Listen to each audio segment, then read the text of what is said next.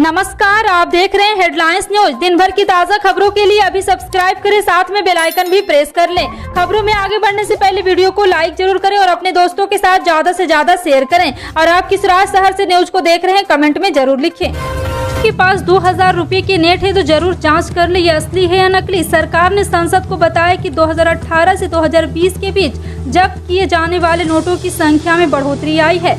वित्त राज्य मंत्री पंकज चौधरी ने लोकसभा में लिखित में बताया है कि एनसीआरबी के डाटा के मुताबिक 2018 से 2020 के बीच जब्त किए जाली नोटों की संख्या बढ़ी है। 2016 से लेकर 2020 के बीच जब्त किए गए 2000 रुपए की जाली नोटों की संख्या की जानकारी दी गई है।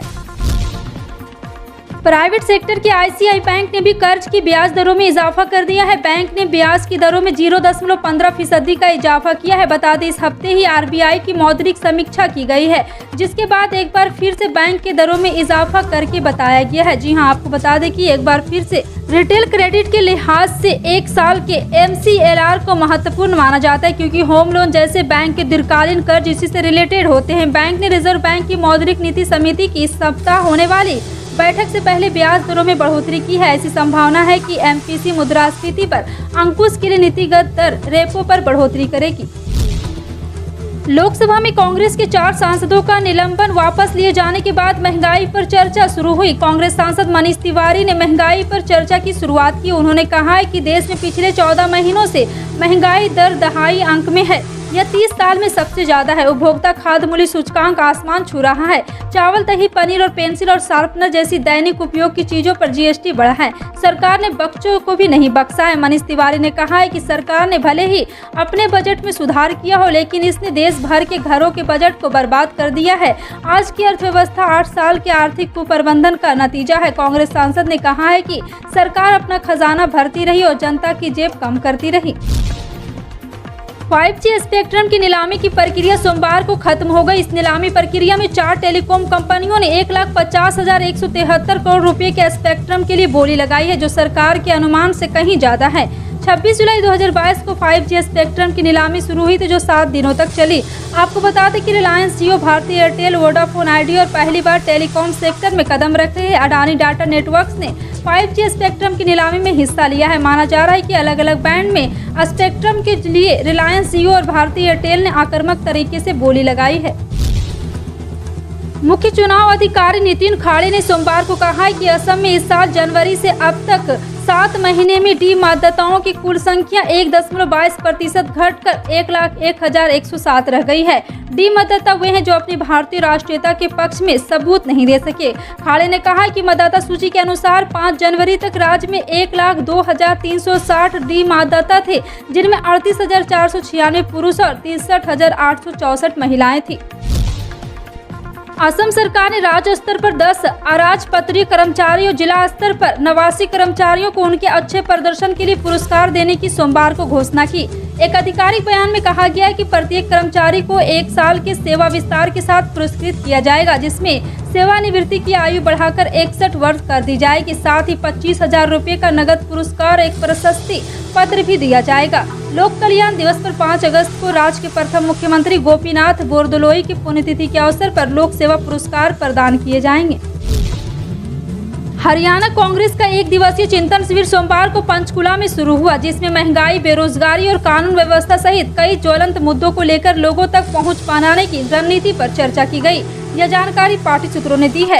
इसके अलावा किसान, दलित, पिछड़े वर्ग और राज्य की आर्थिक स्थिति से जुड़े अन्य मुद्दों पर भी चर्चा की गई। कांग्रेस पार्टी के वरिष्ठ नेता रघुवीर सिंह कादियान ने कृषि से संबंधित मुद्दों पर एक प्रस्ताव रखा और कहा है कि सरकार को स्वामीनाथन आयोग के सुझाव के अनुसार C2 फॉर्मूला पर 50% लाभ के तहत न्यूनतम समर्थन मूल्य तय करनी चाहिए।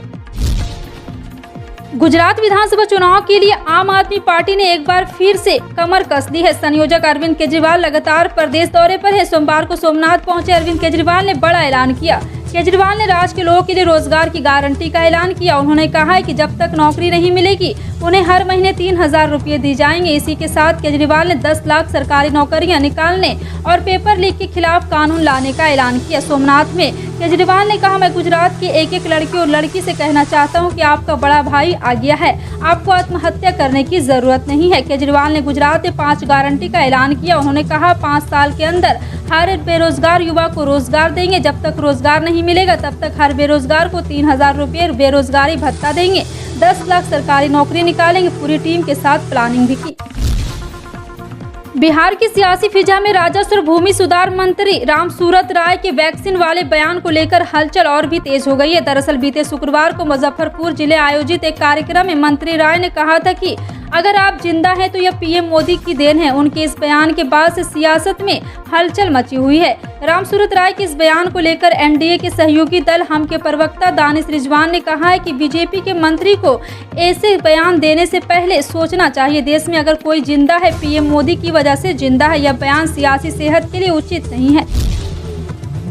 राजधानी पटना में सोमवार से एक बार फिर से शिक्षक भर्तियों के लिए प्रदर्शन शुरू हो गया है। प्रारंभिक शिक्षक संघ अब अपनी मांगों को लेकर सड़क पर उतर गया है। सड़क पर उतरे छात्र सरकार के विरोध में जमकर नारेबाजी कर रहे हैं। इसके साथ ही अन्य छात्र संघों को भी आंदोलन में शामिल होने के लिए कहा गया है। आंदोलन कर रहे कैंडिडेट ने कहा है कि शिक्षकों की प्राथमिक बहाली को लेकर जल्द से जल्द नोटिफिकेशन जारी किया जाए। हमने पात्रता परीक्षा पास की, इसके लिए जो भी डिग्री चाहिए थी हमने सब प्राप्त कर ली। इसके बावजूद हमें लगातार आश्वासन ही दिया जा रहा है। पश्चिम बंगाल की मुख्यमंत्री ममता बनर्जी ने मंत्रिमंडल भंग करने की खबरों को खारिज करते हुए सोमवार को कहा कि मंत्रिमंडल में फेरबदल की योजना है और 4 से 5 नए चेहरों को इसमें शामिल किया जा सकता है। ममता बनर्जी ने कहा है कि वर्तमान में कई विभागों का संचालन बिना किसी मंत्री के हो रहे हैं और उनके लिए अकेले इनकी जिम्मेदारियां संभालना भी संभव नहीं है। ममता बनर्जी ने पत्रकारों से कहा है कि हमारे और मंत्रिमंडल में फेरबदल करना होगा। मेरे मंत्रिमंडल को भंग करने और नया मंत्रिमंडल बनाने की कोई योजना नहीं। ऐसे कई विभाग है जिनका कोई समर्पित मंत्री नहीं है।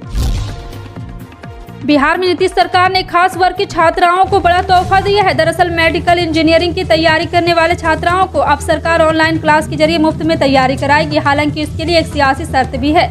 शर्त यह है कि मेडिकल की तैयारी करने वाले छात्रा पिछड़ा या फिर अति पिछड़ा वर्ग होना चाहिए। अब इस बात को आप यूँ समझिए कि अब इन वर्गों की छात्राएं घर बैठे ऑनलाइन पढ़ाई कर मेडिकल और इंजीनियरिंग की तैयारी कर सकती है, जिनके लिए उन्हें एक भी पैसे खर्च नहीं करना पड़ेगा। इसको लेकर कल्याण विभाग प्रदेश के सभी 38 जिलों में पिछड़े अति पिछड़ा वर्ग के कन्या आवासीय उच्च माध्यमिक स्कूलों में ऑनलाइन शिक्षा शुरू कराएगी।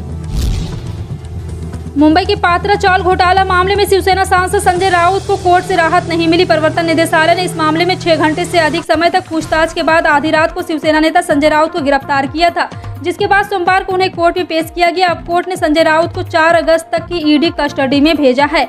बता दें कि मुंबई के पात्रा चावल घोटाला के मामले प्रवर्तन निदेशालय ने राज्यसभा सांसद संजय राउत के घर पर करीब 9 घंटे सर्च ऑपरेशन चलाया। इस दौरान ईडी ने संजय राउत के घर से 11.5 लाख रुपए बरामद किए। वहीं सोमवार को पेशी के बाद पीएमएलए कोर्ट ने शिवसेना सांसद संजय राउत को 4 अगस्त तक ईडी कस्टडी में भेज दिया है।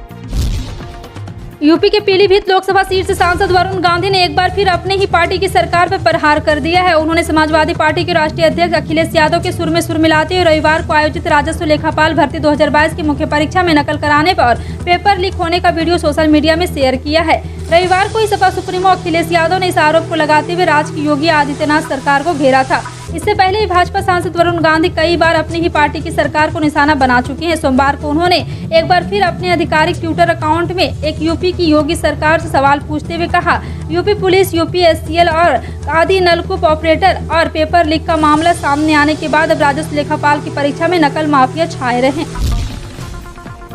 पश्चिम बंगाल की मुख्यमंत्री ममता बनर्जी ने सोमवार को राज्य में 7 और नए जिलों के गठन की घोषणा की है। उन्होंने राज्य सचिवालय मंत्रिमंडल की बैठक के बाद संवाददाता को संबोधित करते हुए कहा कि कैबिनेट बैठक में 7 नए जिलों के गठन को मंजूरी दी गई है। मुर्शिदाबाद जिले को विभक्त करके 2 नए जिलों का गठन किया जाएगा। मुर्शिदाबाद जिले को तोड़कर कांदी व बरहमपुर 2 नए जिला बनाए जाएंगे।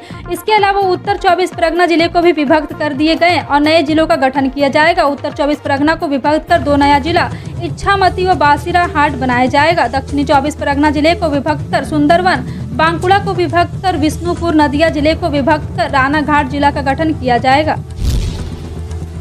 देश में पेट्रोल और डीजल की बिक्री जुलाई में पिछले महीने के मुकाबले घटी है। मानसून आने के साथ साथ कुछ क्षेत्रों में मांग भी कम होने के साथ आवाजाही भी बाधित हुई। शुरुआती आंकड़ों के अनुसार देश में सबसे अधिक उपयोग वाले ईंधन डीजल की खपत जुलाई से 13.1% बढ़कर 64.4 लाख टन रही, जो जून महीने में 3 लाख टन थी। और आपको बता दें कि आमतौर पर मानसून आने के साथ जुलाई सितंबर के दौरान डीजल की मांग कम होती है।